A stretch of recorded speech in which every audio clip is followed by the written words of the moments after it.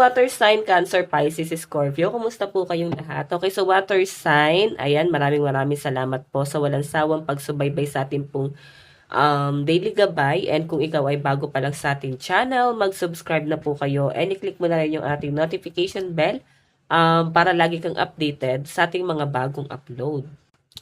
Okay, and ayan guys, sa mga interesado sa ating private reading, wishing candle and cord cutting, and andyan lang po sa ating description box below, yung link ng aking Facebook, message nyo lang ako. And thank you rin pala guys sa mga nag-a-avail ng ating private reading, wishing candle and cord cutting. Ayan, malapit na yung full moon sa mga gustong mag-avail, no? Magmamanifest tayo sa full moon. Okay? Sa mga gustong mag-avail or humabol sa ating wishing candle and cord cutting. Ayan. Mas powerful kasi guys ang full moon talaga. Once a month lang. Sa mga interesado lang guys, ni-remind ko lang kayo. Don't worry. Okay, so water sign. Tignan natin gabay kapalaran mo.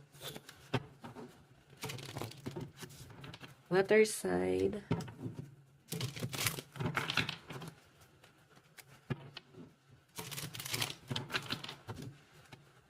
Gabay kapalaran po ni water sign. Okay.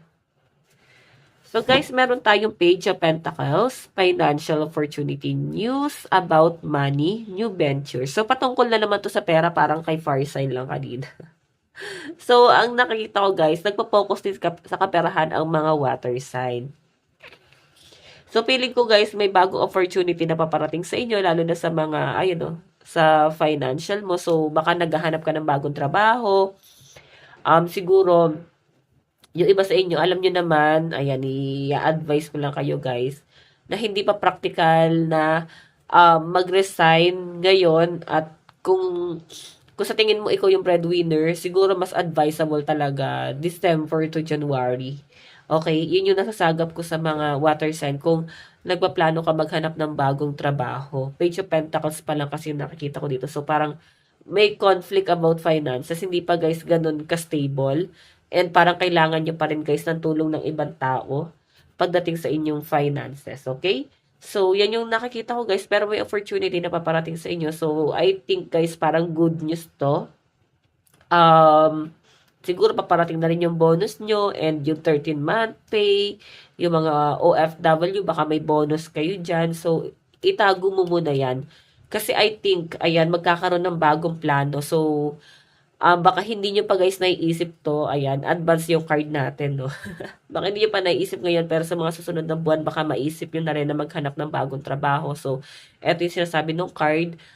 Kung may paparating sa inyo na pera, itago mo muna yan.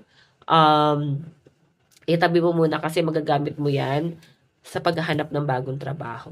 Okay? Or habang hindi pa dumarating to opportunity na to, pwedeng aware ka na may paparating guys. Okay? Ano ba to? Trabaho abroad? Or baka may nag-offer sa inyo abroad? Pwedeng inaantay mo schedule mo?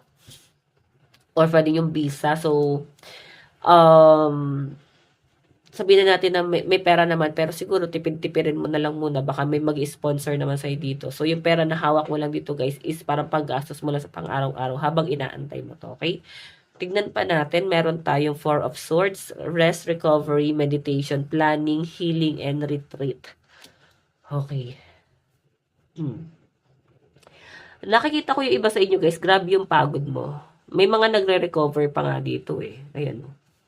Okay, yung iba sa inyo, pwedeng yung recovery na to is parang na broken-hearted or pwedeng hindi naging maayos yung relationship yun ng person mo. Kasi itong 4 of Swords sa relationship to guys eh.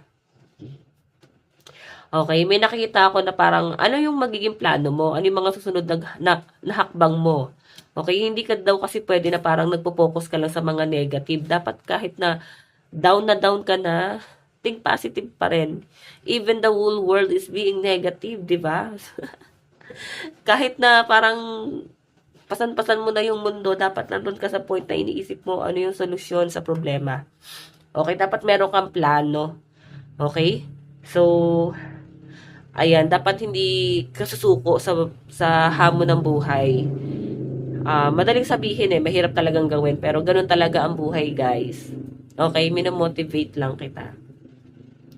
Tignan pa natin, meron tayong, diba? Six of Cups, pleasure, friendship, meeting, gifts, and romance. So, may nakikita ako dito, guys. So, parang, mapipressure yung iba sa inyo. Siguro, meron ka dati mo ng kaibigan na parang ngayon lang ulit kayo nagkita or nagkausap. Or parang, finally, meron ka nakausap dito na tao na parang ang tagal mong inantay na mag-reach out sa inyo. May nakikita akong meeting. So, parang romance. So, sa relationship din, guys, no? Pwedeng ex or pwedeng person mo na hindi pa kayo, guys, nagmi-meet. Diba? Di pa kayo nagmi-meet ng person na to. So, I think, ayan. Baka magkita na kayo. Baka kasi LDR kayo.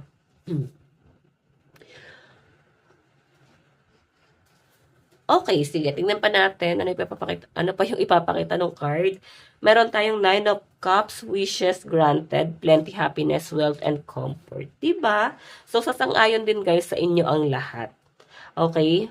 Maririnig din ni universe lahat ng mga panalangin mo, lahat ng mga pinagdarasal mo, lahat ng hihilingin mo, ibibigay din sa inyo ni universe. So, ngayon, na sinasabi lang ni universe dito is magtiis ka muna, tsaga-tsaga ka muna.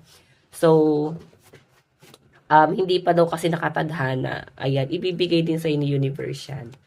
Okay? Sa tamang panahon at oras. Okay.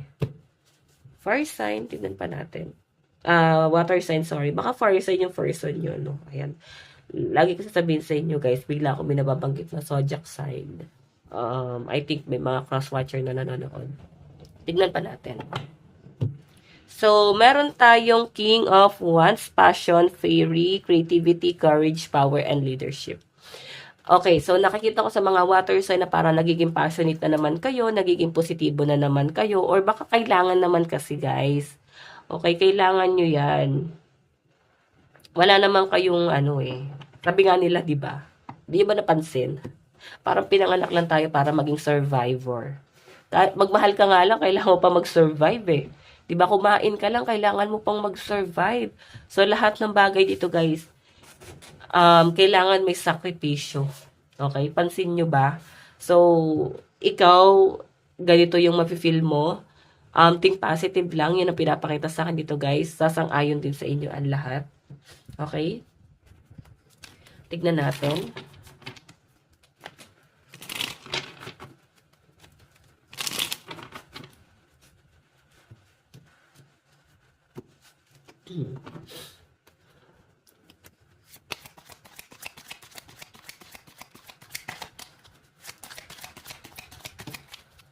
Okay, meron, ano to? Karma. Three of Cups. So, I think yung iba sa inyo, kaya may nangyayari sa inyong ganito, baka nasa karma kayo. Baka kina-karma kayo, or kailangan pagdaanan eh. Lahat ng tao dumadaan sa karma, guys. Okay, lalo na kung nakagawa ka ng mali, so kailangan nyo yan, guys, harapin talaga. So, pag hindi mo kasi hinarap to, guys, paulit-ulit lang yung nangyayari sa buhay nyo. Okay, babalik ka dun sa problema. So, water sign, siguro may karmang nangyayari. Or pwedeng karma ng mga ninuno, kamag-anak, kung sino man, no? Na parang ikaw yung nagbabayad. Okay? So, I think, guys, ma-overcome mo rin to. Kung may negative na nangyayari sa buhay mo, ito kasi yung dahilan, guys. Dumadanas kayo ng karma. Okay? Tignan pa natin.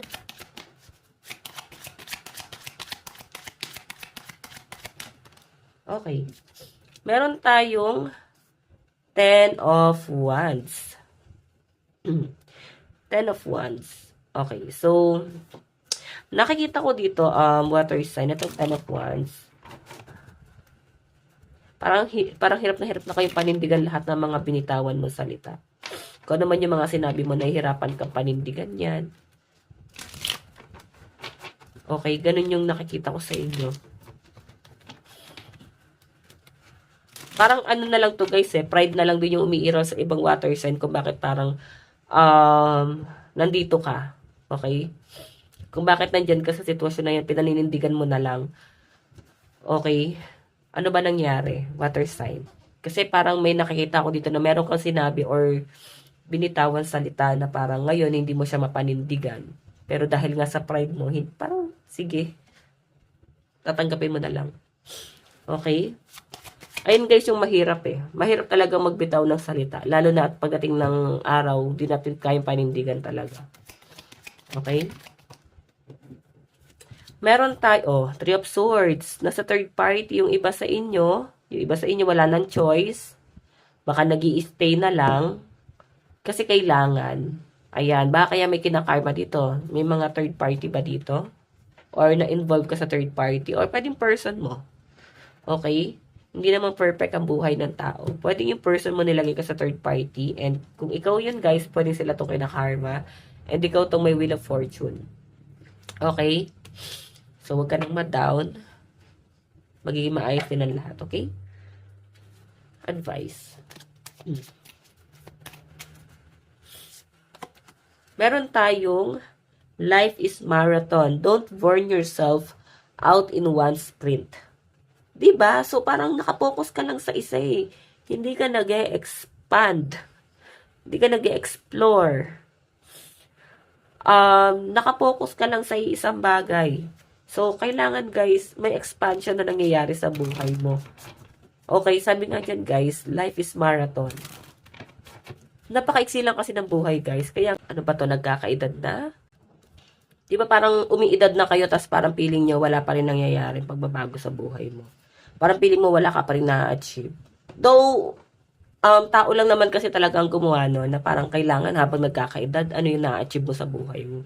Ano yung napapatunayan mo sa buhay mo. Pwede naman kasing may mga tao na basta makuha lang nila yung peace of mind nila, achievement na yon, di ba?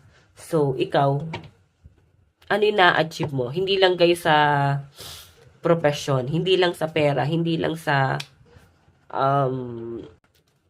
marangyang buhay, sa property, sa bahay, or kung ano man guys, no? At least peace of mind, na-achieve mo man lang ba? Di ba? So, tanongin mo yung sarili mo, ano na ba yung na-achieve ko? Ayan. So guys, lucky number mo is 14 and 19. Ito lang po inyong reading. Maraming salamat po. Bye-bye.